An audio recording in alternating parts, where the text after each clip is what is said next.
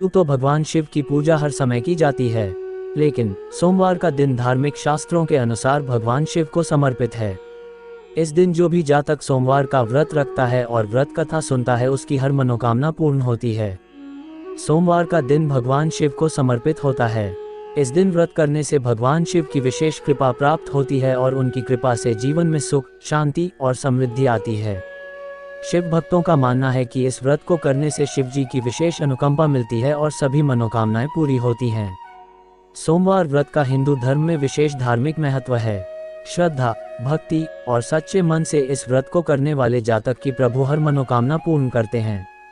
सोमवार व्रत का पालन करने से विवाह में आ रही बाधाओं का निवारण होता है, आर्थिक समस्याएं दूर होती हैं और धन धान्य की प्राप्ति होती है।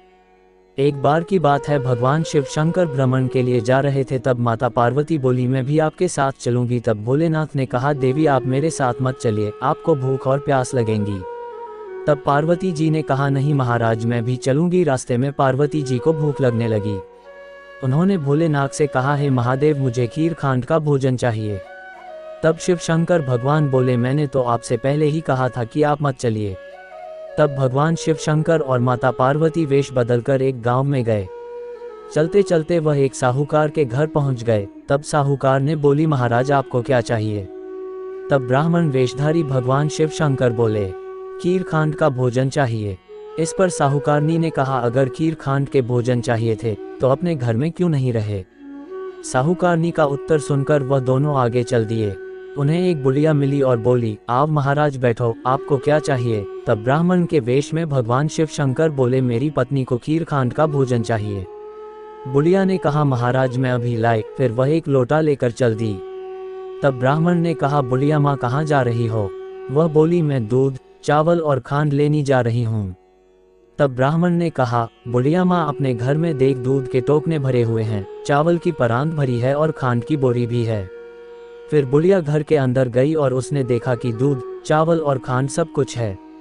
उसने खुशी खुशी खीर बनाई और भगवान शिव शंकर और माता पार्वती को जीमा दिया। उनके खाने के बाद बुढ़िया ने कहा, मैं इस बची हुई खीर का क्या करूं? मेरा तो कोई भी नहीं है। तब ब्राह्मण बोले, बुढ़िया माँ आंखें बंद करो। बुढ़िया ने आंखें बंद कर ली। फिर उन्होंने कहा, अब आंखें खोल लो। बुढ़िया ने आंख खोलकर देखा तो उसका पूरा परिवार हो गया। अब बुढ़िया बोली, महाराज मैं इन्हें कहाँ रखूं? तब ब्राह्मण वेशधारी भगवान ने झोंपड़ी को लात मारी और वह झोंपड़ी महल बन गई। ये देखकर बुढ़िया बहुत खुश हुई और वह खीर के कटोरे भर भर के बांटने लगी।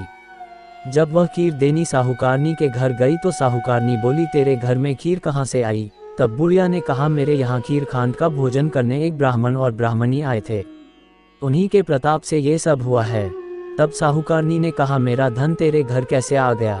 मेरे पास तो कुछ भी नहीं रहा। कहाँ है वह ब्राह्मण और ब्राह्मणी? तब बुढ़िया माँ ने कहा, वह दोनों अभी मेरे घर से निकले हैं।